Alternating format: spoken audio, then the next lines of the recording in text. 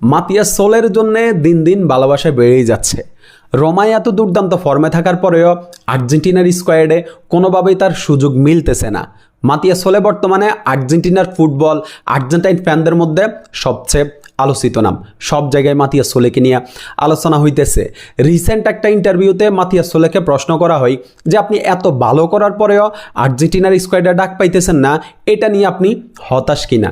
মাতিয়াস সোলের একদম clear cut একটা answer যে আমি কোনোভাবেই হতাশ না, আমি একদম শান্ত আছি এবং আমি এখন রোমায় ফোকাস করতে চাই, রোমার হয়ে আমি ভালো খেলতে চাই, রোমার হয়ে আমি ট্রফি জিততে চাই এবং রোমায় ভালো পারফর্ম দিয়ে আমি স্কালোনির মন জয় করতে চাই, স্কালোনির আস্থা আমি অর্জন করতে চাই।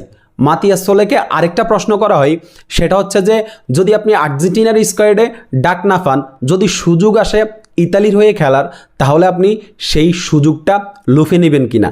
মাতিয়াস সোলের এইখানেও একদম ক্লিয়ার কাট আনসার যে আমি একজন আর্জেন্টাইন, আমি স্বপ্ন দেখি আর্জেন্টিনার হয়ে বিশ্বকাপ খেলার জন্যে, আমি স্বপ্ন দেখি আর্জেন্টিনার জার্সিটা গায়ে দেওয়ার জন্যে। মাতিয়াস সোলের ডেডিকেশনটা দেখে ভাই খুবই ভালো লাগছে, তার প্রতি ভালোবাসা কয়েক গুণ বেড়ে গেছে।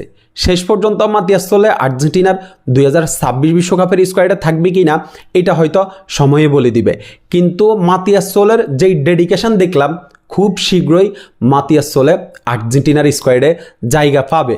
2026 বিশ্বকাপের পরে তো অবশ্যই আমরা মাতিয়াস সোলেকে আর্জেন্টিনার স্কোয়াডে দেখব। মাতিয়াস সোলের জন্য শুভকামনা থাকবে, মাতিয়াস সোলে যেন এইভাবে ধারাবাহিক পারফর্ম করতে পারে এবং স্কালোনি যেন মাতিয়াস সোলেকে নিয়ে ভাবতে বাধ্য হয়। আর মাতিয়াস সোলে যদি আর্জেন্টিনার 2026 বিশ্বকাপের স্কোয়াডে থাকে, তাহলে কিন্তু সেটা আর্জেন্টিনার জন্য দারুণ কিছু হবে।